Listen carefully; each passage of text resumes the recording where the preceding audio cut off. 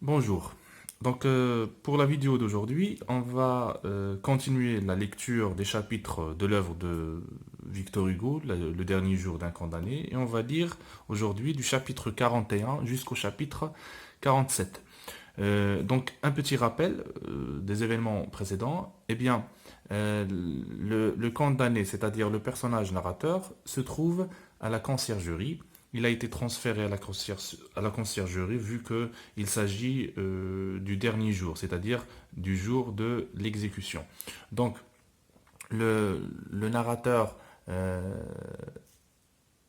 il évoque quelques souvenirs, le souvenir de Peppa, la jeune Andalouse, le souvenir de la visite de Notre-Dame de Paris, et après, il commence même à parler de cette machine, c'est-à-dire la guillotine, et euh, de critiquer les gens qui disent que, comme quoi, cette machine ne fait pas souffrir les condamnés et comment ils l'ont su, c'est-à-dire est-ce qu'il y a quelqu'un qui a été déjà exécuté et qui s'est relevé et qui a dit voilà, vous avez fait une belle invention, la guillotine ne fait pas mal. Et puis, dans le chapitre 40, le condamné pense au roi. Voilà, pourquoi il pense au roi? C'est tout simplement parce que c'est la seule personne qui peut le sauver, vu que son pouvoir en cassation a été rejeté. Il ne reste qu'une solution, c'est que le roi lui accorde sa grâce. Voilà, donc dans le chapitre 41, on va commencer la lecture du chapitre 41. Eh bien, donc, ayant courage avec la mort, prenant cette horrible idée à deux mains et considérant-la en face, demandons-lui compte de ce qu'elle est, sachant ce qu'elle nous veut, retournons-la en tous sens, épelant l'énigme et regardant d'avance dans le tombeau. Il me semble que dès que mes yeux seront fermés, je verrai une grande clarté et des abîmes de lumière où mon esprit roulera sans fin. Il me semble que le ciel sera lumineux de sa propre essence, que les astres y feront des taches obscures, et qu'au lieu d'être comme pour les yeux vivants des paillettes d'or sur du velours noir, ils sembleront des points noirs sur du drap d'or. Ou bien, misérable que je suis, ce sera peut-être un gouffre hideux, profond, dont les parois seront tapissées de ténèbres, et où je tomberai sans cesse en voyant des formes remuer dans l'ombre. Ou bien, en m'éveillant, après le coup, je me trouverai peut-être sur quelque surface plane et humide, rampant dans l'obscurité et tournant sur moi-même, comme une tête qui roule. Il me semble qu'il y aura un grand vent qui me poussera et que je serai heurté çà et là par d'autres têtes roulantes. Il y aura par place des mares et des ruisseaux d'un liquide inconnu et tiède, tout sera noir. Quand mes yeux, dans leur rotation, seront tournés en haut, ils ne verront qu'un ciel d'ombre, dont les couches épaisses pèseront sur eux, et au loin, dans le fond de grandes arches de fumée plus noires que les ténèbres, ils verront aussi voltiger dans la nuit de petites étincelles rouges qui, en s'approchant, deviendront des oiseaux de feu, et ce sera ainsi toute l'éternité. Il se peut bien aussi qu'à certaines dates, les morts de la grève, donc la grève c'est la place de grève, c'est la place où on exécute les condamnés à mort, la grève se rassemble par de noires nuits diverses sur la place qui est à eux. Ce sera une foule pâle et sanglante, et je n'y manquerai pas. Il n'y aura pas de lune, et l'on parlera à voix basse. L'hôtel de ville sera là, avec sa façade vermoulue, son toit déchiqueté et son cardan qui aura été sans pitié pour tous. Il y aura sur la place une guillotine de l'enfer où un démon exécutera un bourreau. Ce sera à 4 heures du matin. À notre tour, nous ferons foule autour. Il est probable que cela est ainsi. Mais si ces morts-là reviennent, sous quelle forme reviennent-ils? Que gardent-ils de leur corps incomplet mutilé? Mutilé, c'est-à-dire découpé. Que choisissent-ils? Est-ce la tête ou le tronc qui est spectre? Hélas, qu'est-ce que la mort fait avec notre âme? Quelle nature lui laisse telle? Qu'a-t-elle à lui prendre ou à lui donner? Où la met-elle? Lui prête-t-elle quelquefois des yeux de chair pour regarder sur la terre et pleurer? Ah, un prêtre qui sache cela. Je veux un prêtre et un crucifix à baiser. Mon Dieu, toujours le même, c'est-à-dire toujours le même prêtre. Parce que lui, il n'a pas été, comme on l'a dit déjà, eh bien, il n'est pas satisfait du prêtre qu'on l'a ramené parce que ce prêtre-là n'arrivait pas à toucher son cœur avec les paroles qu'il disait. Voilà, donc il pense que c'est un prêtre qui parle comme une machine, dépourvu de toute compassion, de tout sentiment de pitié vers le narrateur. Donc dans ce chapitre, on remarque, et c'est bel et bien, c'est clair, donc à la fin du chapitre, on remarque très bien que le narrateur pose plusieurs questions et on comprend que l'ensemble du chapitre, dans l'ensemble du chapitre, le narrateur, il avance quelques hypothèses afin de s'interroger sur son devenir, c'est-à-dire après la mort, qu'est-ce qu'il va devenir. Voilà. Que va-t-il se passer après qu'on lui aurait coupé la tête? Voilà. Donc dans le chapitre 42, je l'ai prié de me laisser dormir, c'est-à-dire il parle au prêtre. Je l'ai prié de me laisser dormir et je me suis jeté sur le lit. En effet, j'avais un flot de sang dans la tête qui m'a fait dormir. C'est mon dernier sommeil de cette espèce, c'est-à-dire c'est la dernière fois où où il va fermer les yeux, c'est-à-dire pour dormir. J'ai fait un rêve. J'ai rêvé que c'était la nuit. Il me semblait que j'étais dans mon cabinet avec deux ou trois de mes amis. Je ne sais plus lesquels. Ma femme était couchée, donc il va faire un rêve pendant qu'il dort. Donc pendant qu'il dormait, pardon, j'ai rêvé que c'était la nuit. Donc il était avec ses camarades. Il me semblait que j'étais dans mon cabinet avec deux ou trois de mes amis. Je ne sais plus lesquels. Ma femme était couchée dans la chambre, accouchée à côté, et dormait avec son enfant. Nous parlions à voix basse, mes amis et moi, et ce que nous disions nous effrayait. Tout à coup, il me semble entendre un bruit quelque part dans les autres pièces de l'appartement. Un bruit faible, étrange, indéterminé.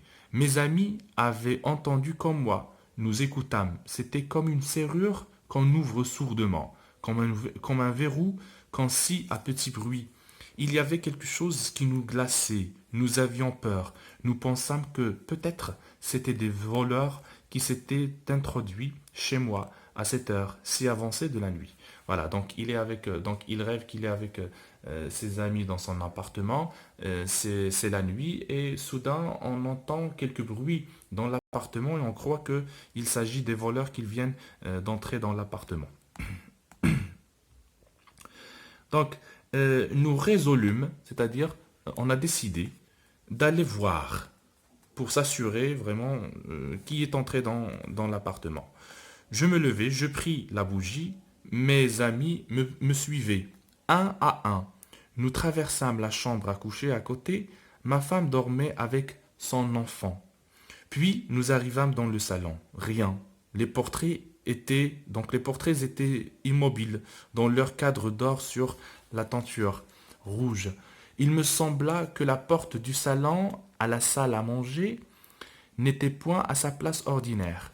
Nous entrâmes dans la salle à manger, nous en fîmes le tour. Je marchai le premier. La porte sur l'escalier était bien fermée, les fenêtres aussi. Arrivé près du poêle, je vis que l'armoire au linge était ouverte et que la porte de cette armoire était tirée sur l'angle du mur comme pour le cacher. Cela me surprit. Nous pensâmes qu'il y avait quelqu'un derrière la porte. Je portai la main à cette porte pour refermer l'armoire. Elle résista, étonnée, je tirai plus fort, elle céda brusquement, et nous découvrîmes une petite vieille, les mains pendantes, les yeux fermés, immobile, debout, et comme collée dans l'angle du mur. Cela avait quelque chose de hideux, c'est-à-dire d'effrayant. Et mes cheveux se dressent d'y penser, voilà, et il a peur, même d'y penser. Donc même s'il le fait qu'il pense à cette femme, bien sûr qu'il a vu dans son rêve, eh bien ses cheveux se dressent parce qu'il a peur. Je demandai à la vieille, que faites-vous là? Elle ne répondit pas. Je lui demandai, qui êtes-vous? Elle ne répondit pas, ne bougea pas et resta les yeux fermés. Mes amis dirent, c'est sans doute la complice de ceux qui sont entrés avec de mauvaises pensées. Ils se sont échappés en nous entendant venir.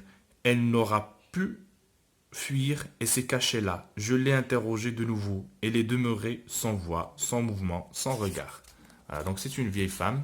Hein, donc c'est son cauchemar. Il nous raconte ce qu'il a vu dans son rêve, on va dire.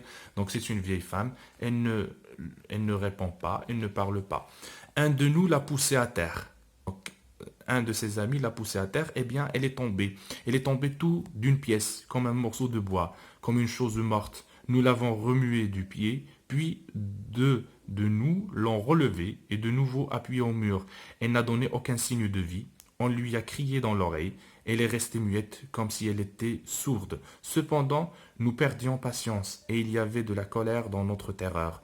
Un de nous m'a dit, mettez-lui la bougie sous le menton, voilà, pour qu'elle réagisse, pour qu'elle parle. Donc, mettez-lui la bougie sous le menton. Je lui ai mis la mèche enflammée sous le menton. Alors, elle a ouvert un œil à demi, un œil vide, terne, affreux, et qui ne regardait pas. J'ai ôté la flamme et j'ai dit, ah, enfin, répondras-tu, vieille sorcière? Qui es-tu? L'œil s'est refermé comme de lui-même. Pour le coup, c'est trop fort. On dit les autres. Encore la bougie, encore. Il faudra bien qu'elle parle. J'ai replacé la lumière sous le menton de la vieille. Alors elle a ouvert ses deux yeux lentement, nous a regardés tous les uns après les autres, puis, se baissant brusquement, a soufflé la bougie avec un souffle glacé. Donc glacé, le fait de parler d'un souffle glacé, ça nous rappelle la mort. Donc au même moment, j'ai senti trois dents aiguës s'imprimer sur ma main dans les ténèbres. Je me suis réveillé, frissonnant. Voilà, il frissonne, il s'est réveillé, hein, il ne dort plus. Donc il s'est réveillé, frissonnant. Il frissonne, il tremble, et baigné d'une sueur froide. Le bon aumônier, c'est-à-dire le prêtre, était assis au pied de mon lit et lisait des prières. Ai-je dormi longtemps? Donc lorsqu'il s'est réveillé, il pose la question au prêtre. Est-ce que j'ai dormi longtemps? Lui ai-je demandé. Mon fils, m'a-t-il dit, vous avez dormi 1 heure. On vous a amené votre enfant. Elle est là, dans la pièce voisine qui vous attend. Je n'ai pas voulu qu'on vous éveillât. Oh, ai-je crié, ma fille, quand m'amène ma fille? Donc dans ce chapitre, donc bien sûr le chapitre 42, le condamné fait vraiment, il dort pour la dernière fois, donc il fait son dernier sommeil, et donc le narrateur, dans ce sommeil, il a fait donc un rêve, il a fait un cauchemar. Eh bien cette femme, on peut considérer qu'il s'agit euh, que cette femme, bien sûr, c'est la représentation de la mort. Donc maintenant, on passe au chapitre 43 qui est vraiment parmi les chapitres les plus forts dans l'œuvre. C'est le chapitre où vraiment l'action nous touche en tant que lecteur. C'est la rencontre entre le condamné et sa fille. Elle est fraîche, donc sa fille est venue, donc il va rencontrer sa fille. Cela fait longtemps qu'il ne l'a pas vue, hein. Donc elle est fraîche, elle est rose, elle a de grands yeux, elle est belle. On lui a mis une petite robe qui lui va bien. Je l'ai prise, je l'ai enlevée dans mes bras, je l'ai assise sur mes genoux, je l'ai baisée sur ses cheveux. Pourquoi pas avec sa mère? Donc pourquoi il n'est pas venu avec sa mère? Sa mère est malade, sa grand-mère aussi. C'est bien. Donc elle est venue, elle n'est pas venue toute seule bien sûr, donc elle est venue avec la bonne, avec la servante de la maison. Elle me regardait d'un air étonné, donc caressée, donc la fille elle est caressée par son papa, embrassée, dévorée de baisers, donc nous avons donc l'exagération, une hyperbole, dévorée de baisers, et se laissant faire, mais jetant de temps en temps un coup d'œil inquiet sur sa bonne. C'est-à-dire, la fille, elle est inquiète. Qui est ce monsieur qui est en train de me faire des bisous? Donc c'est qui? Qui est ce monsieur qui est en train de me caresser, de me dévorer de baisers, comme il a dit? Donc, qui pleurait dans le coin? Donc, qui pleurait, bien sûr, c'est la bonne qui pleurait. Enfin, j'ai pu parler. Marie. Donc la fille, elle s'appelle Marie. Marie. Et je dis, ma petite Marie. Je la serrai violemment contre ma poitrine enflée de sanglots. Elle a poussé un petit cri. Oh. Donc, puisqu'il a serré très fort sa fille, eh bien la fille, elle a réagi, elle a eu mal, elle a crié. Oh, vous me faites du mal, monsieur, m'a-t-elle dit. Monsieur. Donc, le narrateur, il est vexé. Pourquoi? Parce que sa fille l'a appelé monsieur. Donc, normalement, il s'attendait à ce qu'on l'appelle papa. Donc, monsieur. Il y a bientôt, donc il explique pourquoi elle l'appelait monsieur.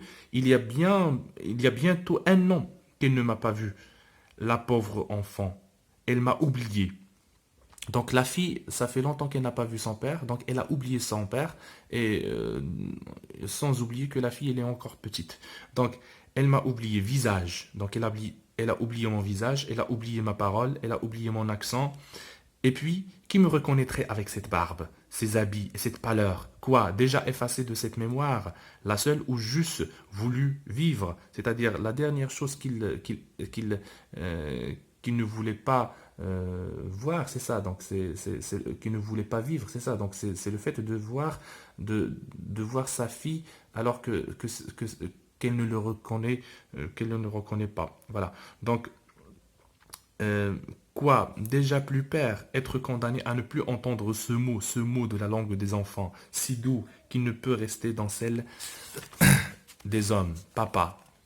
Et pourtant, l'entendre de cette bouche, encore une fois, une seule fois. Voilà tout. Voilà tout ce que j'eusse demandé pour les 40 ans de vie qu'on me prend. Écoute, Marie, lui ai-je dit, en joignant ses deux petites mains dans les miennes. Est-ce que tu ne me connais pas? Elle m'a regardé avec ses beaux yeux et a répondu. Ah bien non. Regarde bien, ai-je répété. Comment tu ne sais pas qui je suis? Si, si, a-t-elle dit. Un monsieur. Hélas, n'aimait ardemment qu'un seul être au monde, l'aimer avec tout son amour et de l'avoir devant soi, qui vous voit et vous regarde, vous parle et vous répond et ne vous connaît pas. Ne vouloir de consolation que de lui, et qu'il soit le seul qui ne sache pas qu'il vous en faut parce que vous allez mourir. Marie, ai-je repris, as-tu un papa? Oui, monsieur, a dit l'enfant. Eh bien, où est-il? Elle a levé ses grands yeux étonnés. Ah, vous ne savez donc pas? Il est mort. Puis elle a crié. J'avais failli la laisser tomber.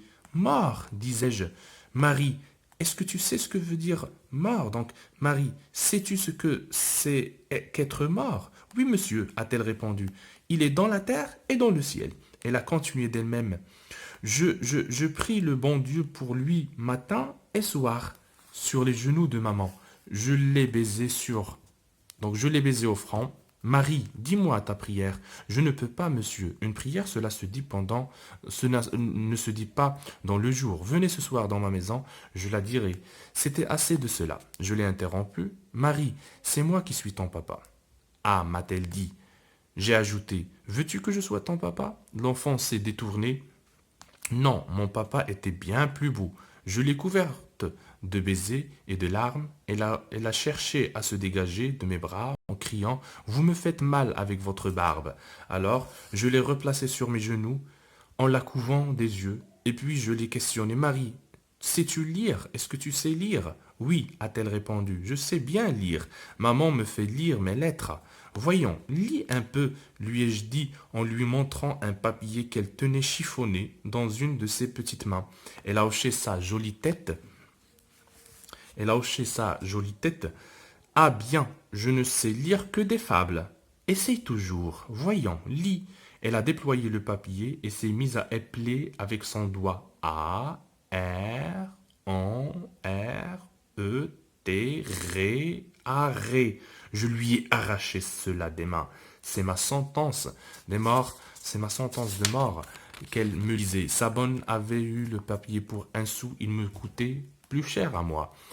Il n'y a pas de parole pour ce que j'éprouvais. Ma violence l'avait effrayée. Elle pleurait presque. Tout à coup, elle m'a dit, rendez-moi donc mon papier. Tiens, c'est pour jouer. Je l'ai remise à Sabonne. Emportez-la. Et je suis retombé sur ma chaise sombre, désert. désespéré. À présent, il devrait venir. Je ne tiens plus à rien. La dernière fibre de mon cœur est brisée. Je suis bon pour ce qu'ils vont faire. Donc je pense que le dernier paragraphe, ça résume l'ensemble du chapitre. Donc voilà, c'est-à-dire que euh, la, ch- la- la seule chose ou bien la seule personne qui le retenait encore, qui le poussait encore à s'accrocher à la vie, c'est sa fille. Donc déjà oublié, donc sa fille ne le reconnaît plus, elle l'a oublié, donc il n'a plus la raison, la raison de vivre. Voilà. Donc c'est pourquoi il dit à la fin, je suis bon pour ce qu'ils vont faire. À présent, ils devraient venir. La dernière fibre de mon cœur est brisée. Donc on passe au chapitre 44. Le prêtre est bon, le gendarme aussi. Je crois qu'ils ont versé une larme quand j'ai dit qu'on m'emporta mon enfant. Voilà, donc le gendarme et le prêtre sont bons parce que, en fin de compte, ils ont réagi. Voilà, ils ont pleuré vu la scène qui se déroulait devant eux, hein, entre le narrateur et sa fille. Euh, c'est fait. Maintenant, il faut que je me roidisse, que je devienne fort en moi-même et que je pense fermement au brou, à la charrette, aux gendarmes, à la foule sur le pont, à la foule sur le quai, à la foule aux fenêtres, à ce qu'il y aura auprès pour moi sur cette lugubre place de grève, qui pourrait être pavée des têtes qu'elle a vues tomber. Je crois que j'ai encore 1 heure pour m'habituer à tout cela. Donc on remarque très bien que le narrateur, c'est bon. Donc il voit la mort devant lui. Donc il prend son courage euh, en main et donc il prend son courage en main et il décide d'affronter la guillotine. Voilà. 45. Tout ce peuple rira, battra des mains, applaudira, et parmi tous ces hommes libres et inconnus, des geôliers qui courent pleins de joie à une exécution dans cette foule de têtes qui couvrira la place, il y aura plus d'une tête prédestinée qui suivra la mienne, tantôt ou tard, dans le panier rouge. Plus d'un qui vient pour moi, y viendra pour soi. Pour ces êtres fatals, il y a sur un certain point de la place de grève un lieu fatal, un centre d'attraction, un piège. Ils tournent autour jusqu'à ce qu'ils y soient. Voilà, donc il y a plusieurs personnes qui vont assister à son exécution et par la suite, ils vont être exécutés à leur tour. Au futur, bien sûr, dans le futur. Chapitre 46. Ma petite Marie, on l'a ramenée jouer. Elle regarde la foule par la portière du fiacre et ne pense déjà plus à ce monsieur, c'est-à-dire elle ne pense plus à son père. Peut-être aurais-je encore le temps d'écrire quelques pages pour elle, voilà, afin qu'elle les lise un jour. Lorsqu'elle va grandir, elle va lire ces pages, ces feuilles, et qu'elle pleure dans 15 ans pour aujourd'hui. C'est-à-dire, elle va comprendre ce qui s'est passé lorsqu'elle aura 15 ans. Elle va pleurer pour ce qui s'est passé aujourd'hui. Oui, il faut qu'elle sache par moi l'histoire. C'est-à-dire, c'est à moi de lui raconter ce qui s'est passé réellement et pourquoi le nom que je lui laisse est sanglant. Maintenant, nous avons le dernier chapitre de cette vidéo, c'est le chapitre 47.